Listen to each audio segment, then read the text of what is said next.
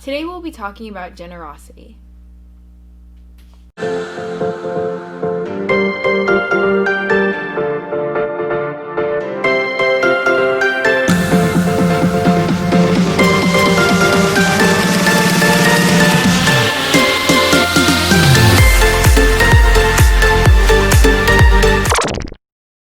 Hi, I'm Sky. I'm Simone's sister, and the fun fact for today is only 5% of the ocean has been explored, so there could be mermaids.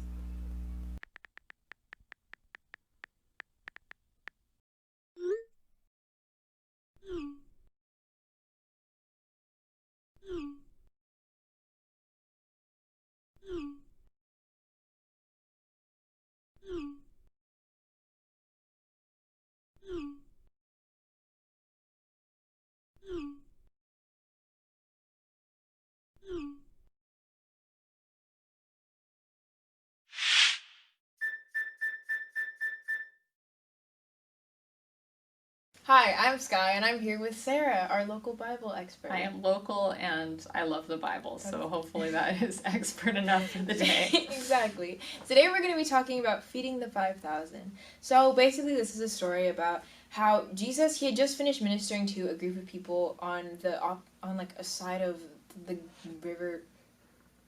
You know, when you said we're talking about feeding the 5,000, my first thought is we're going to be teaching everyone how to feed 5,000, but then you flipped to Jesus and it made a lot more sense. So Jesus is on the side of the lake, actually. It's the Lake of Galilee. It's the Sea of Galilee. They call it a sea, but it's a lake. It's a big body of water. It is a big body of water. It's round-ish. It's not like quickly flowing, and yet you do have some examples of storms on the lake, just like any lake could have them, but it's not quite like ocean storms. It's like a bigger lake, though. It is, but you can see across, Okay. I don't know that you could swim it. Well, I don't know how well you swim, though. So I can't really swim, I don't know. so that's kind of a problem. I like trying to doggy paddle comes there. Yeah, it'll take you a while. Just a little adventure. Okay, but so Jesus, he's going to the other side of the lake after ministering to a bunch of people, and there's this large group of people waiting for him on the other side of the lake. Yeah, kind of a bummer. Like, he's just spent like all this time with a large group of people, and then he's exhausted, right? Because he's been like generous with his time. It's like, okay, we're gonna get away. We're gonna spend some like alone time with God. Do our devos together. Like invest in his. Maybe, I don't know what they did. And just really spend time with his disciples. And then he gets there and there's a crowd. Yeah. So Jesus basically, he starts ministering to them because the people probably walked a very long way to see him. So he's being generous and he's spending time with them and just making sure that they're spiritually fed. Yeah. So, but then since they're there for such a long period of time, then they all get hungry because it's like you're gonna want some food. So then he asks Philip. He asked Philip. They start with P. Yeah, same thing. I was close enough. Yeah. He asked Philip. He's like, do we have any food to give to these people? Because Jesus wants to feed them. Yeah. Well, actually, he's like, where should we go to get the food? Philip's like, you know how much that would cost, right? Money's a thing. Just in case, Jesus, maybe you're not being very practical here. Let me help you out. And then he tells him how much it would cost.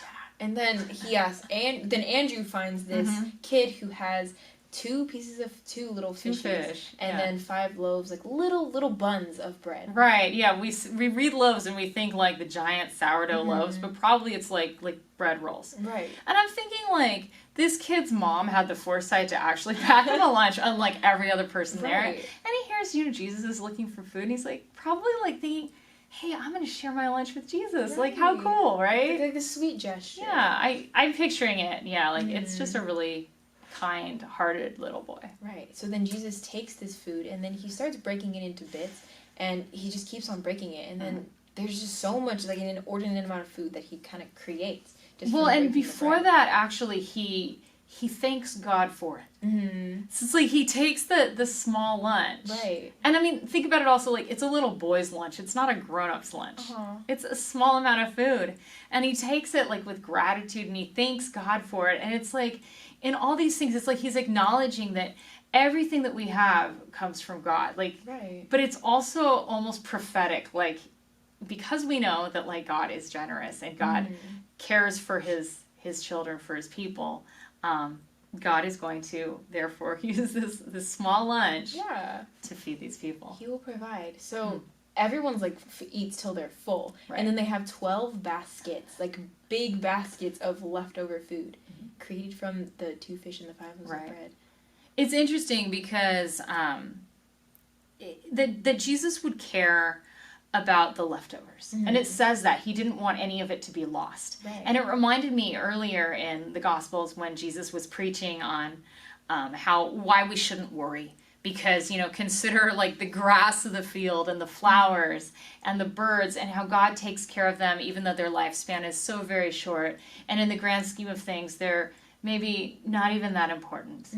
And how much more he cares for us. And here's another, in a way, it's like a visual. Like he's caring about like leftover bread. I mean, like how much do we throw away daily, weekly? Like we don't care about our leftovers. Exactly. But Jesus, it was significant. Almost like here's a visual. This is how much he cares. Yeah, like his generosity, and like how like he just wants to be a good like father to his kids because we're his children.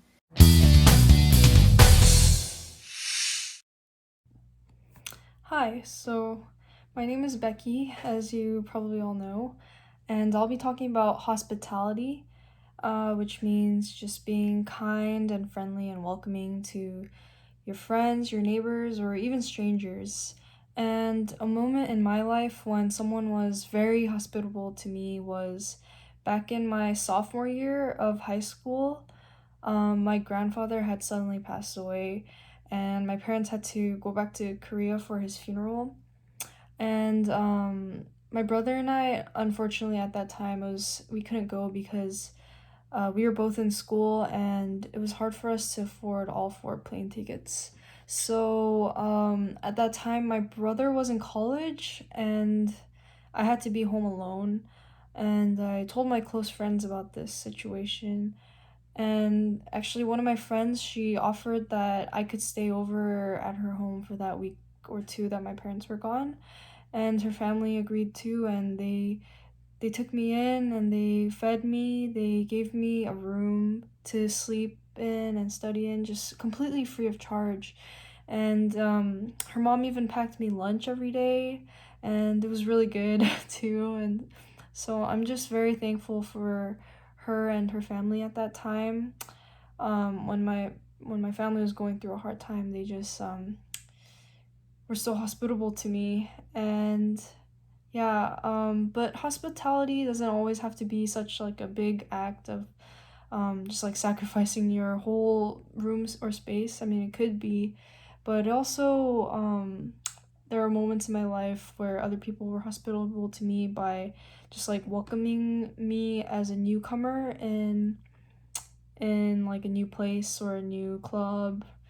And I think I've done that too, to other people who have come to like my club or when I was in high school or like at church. So yeah, that's what hospitality is. What has God given to you? Talk about it with your family, talk about it in the comments below, or just have a little discussion.